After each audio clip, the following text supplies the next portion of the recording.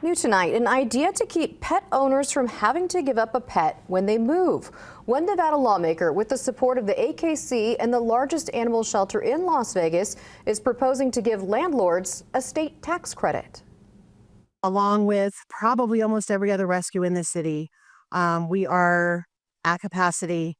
Oh my God, these two. Kiss My Paws Rescue in Las Vegas says they simply cannot take in any more dogs for the next 2 months.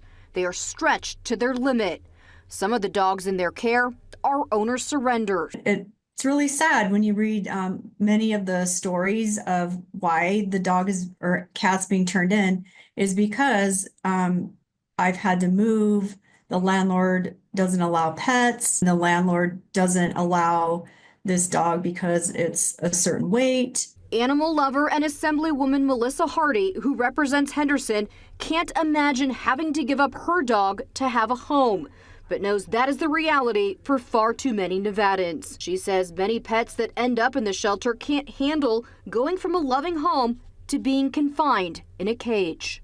They can't last that long, and they're getting sick. She introduced Assembly Bill 447 2 weeks ago, which would offer a financial incentive to landlords who accept pets in their rental units. Each fiscal year, they would get basically a tax abatement of $7,500 or $750 for each unit that had an animal in it. When you have a pet, it severely limits your options. Bob Rilling-Smith with the American Kennel Club says that there are similar bills across the country. He says allowing pets in rentals would not be mandated, but incentivized with the tax credit, which he argues is good for both people and pets, as housing instability is one of the biggest drivers of pets ending up in shelters. Obviously, it's sad for the family that loses their family pet, but it's also then becomes a burden right on the city or the county.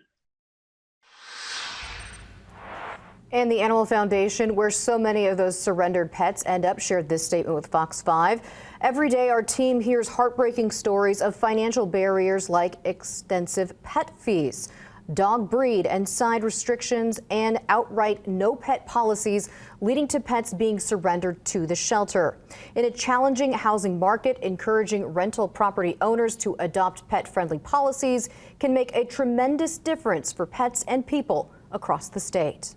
And hotels, motels, and homeless shelters would not be eligible for the tax credit program, only apartments and houses. The bill will need to pass out of committee later this month to move forward.